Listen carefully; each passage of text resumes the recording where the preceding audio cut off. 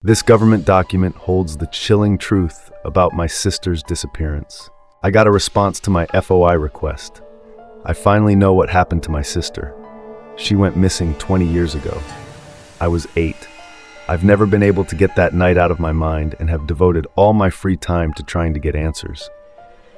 It was a Wednesday night. I don't remember specifically that it was Wednesday, but I've spent so much time reading that date that I know it was a Wednesday. Wednesday, January 5th, 2005. It's a weird memory. I don't remember anything about it until suddenly I remember everything in vivid detail. They call it a flashbulb memory, where a shocking event causes you to remember something. So, I don't know what happened at school or what I had for dinner that day, but I remember very clearly sitting way too close to a large TV, a fat-backed CRT that you could hear humming when you sat as close as I was. I had the PS2 plugged in and was playing Lord of the Rings: The Third Age. I hadn't seen the movies at that point, but I was obsessed with that game. So obsessed, I'd sneak downstairs after bedtime to play it when I got the chance. That night was one of those times. My dad worked nights 1 week a month at a nursing home, which was usually my best bet. That night was one of those weeks. My mom had gone to bed with a headache, and my sister had gone to her boyfriend's. So after lying in my bed until I heard my mom's white noise machine play, I got up and snuck downstairs. The landing light was on. My parents left it on every night for me, so I felt safe to go to the bathroom. I was afraid of monsters in the dark. My bedroom was safe, for some reason, but that was it. Enough light came from the landing to make me just about comfortable not turning on the hallway light. As long as I rushed and turned on the kitchen or living room light straight away. The TV produced enough light to comfortably illuminate the living room, but there wasn't a chance I was turning the main light off. I loaded my save file and once more tried to defeat the Balrog in East Moria. I said I was obsessed with the game. I never said I was any good at it. I'd been stuck on the fight for ages, and in that way you do when you're a kid, I just kept spamming whatever did the most damage for each character, assuming it would eventually work. It was after 10, though I don't remember the exact time, when the phone rang. I jumped at the sudden noise and fear flooded into me, heart pounding, muscles tense. I could lie and say it's because I knew the call heralded terrible news, but the truth was that I was worried about being caught playing games when I should have been sleeping. I rushed to turn the PlayStation off and put it away so I could pretend I'd come down to grab a drink or something. I'd heard my parents' door open, so there was no hope of sneaking back to bed. The phone continued to ring as I messily wrapped the cable around the controller and dropped it into a drawer in the TV unit. I heard my mom descend the stairs. The stairs of our house came down into a hallway with the front door opposite. You then had to do 180 degrees and walk down the hall to get to the downstairs rooms. The living room, where I had no business being, was at the end on the right, while the kitchen was at the end on the left. I didn't have much time if I wanted to get into the kitchen before my mom saw me. I quickly jabbed the power button and stared in horror as the TV stayed illuminated. I panicked. I had no time. I left it and darted for the kitchen and flipping the light on, rehearsing my lies in my head. I just came down for a drink. I don't know why the TV's on. Maybe Lucy left it on. I shakily poured a glass of water while I repeated the lines. I hate myself so much now for intending to blame her for the TV. My mom reached the bottom of the stairs. "Dane?" she called. "I just came down for a drink." I shouted, which was not the inconspicuous reply I thought it was when I was 8. I could hear my mom walking towards me.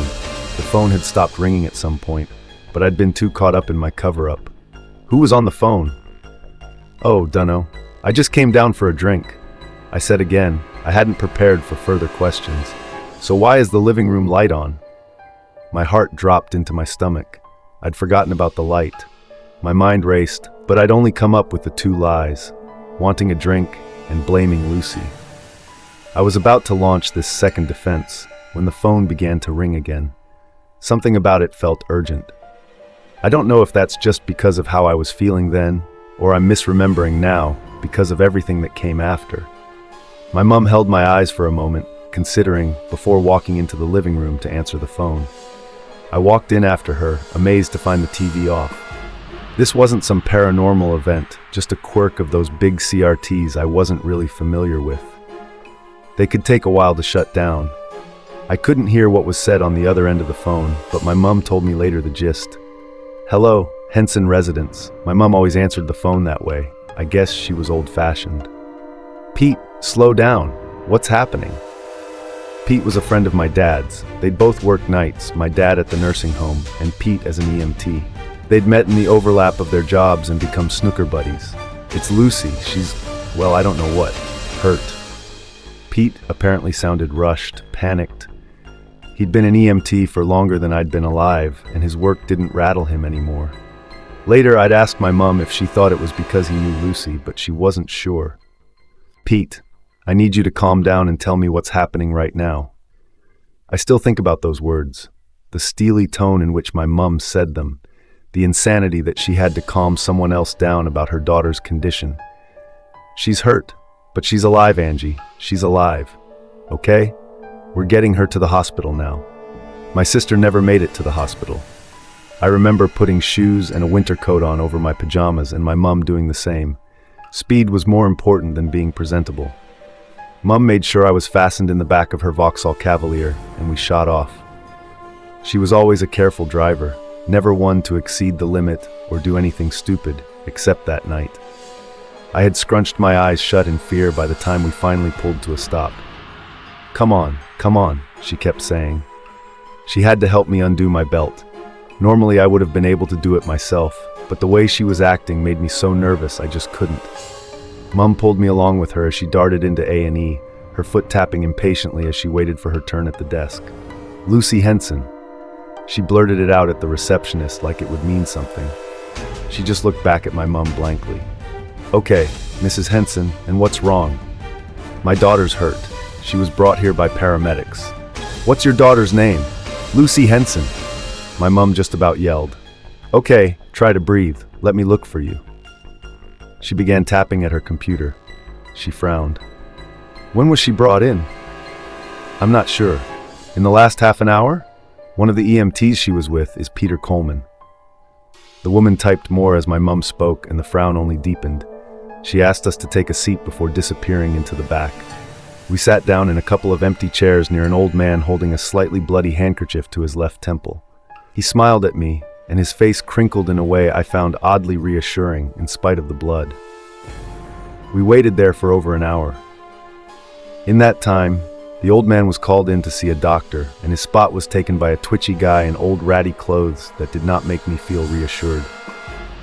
Eventually, the receptionist popped her head out from behind the double doors that led to a series of bays. She called our name, and Mum hopped to her feet and once more seized my hand. The receptionist, Sarah, had been calling around other nearby hospitals and trying to track down Pete's ambulance.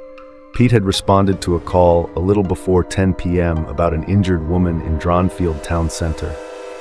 Then nothing. They'd finally managed to get in touch with Pete, but he'd said it had been a hoax call.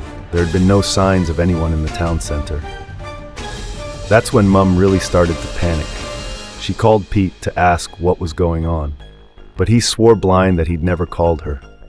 I never heard the voice of the man who made the call, but she said it was definitely Pete.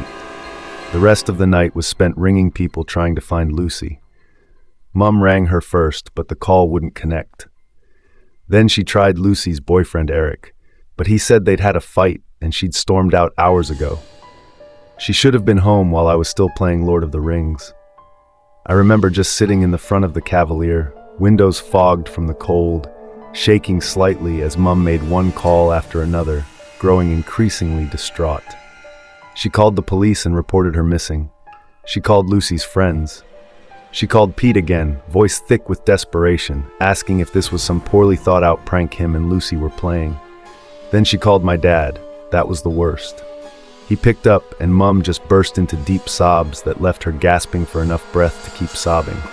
The only actual word she managed to say to him was Lucy. It was enough. It was too much. My parents are gone now. Those headaches my mum got turned out to be temporal arteritis, which led to an aneurysm in 2014.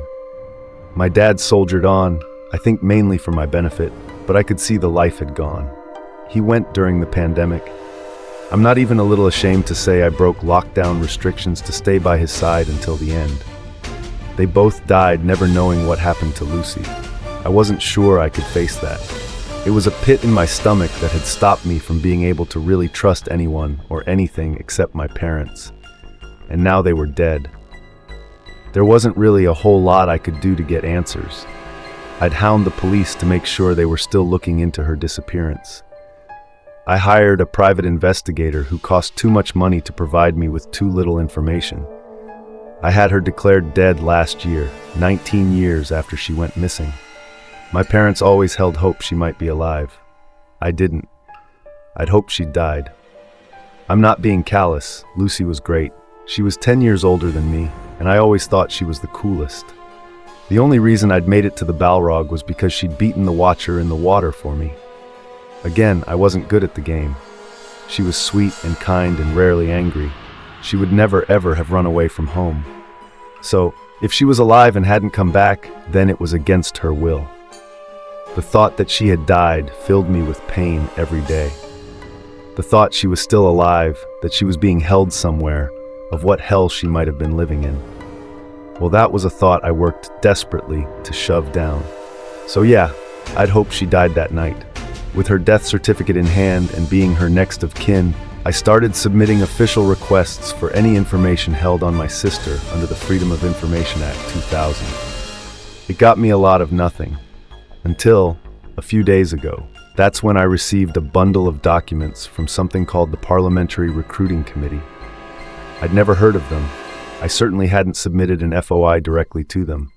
Yet somehow one of my requests had landed on their desk. They had records on my sister. They had the records on my sister.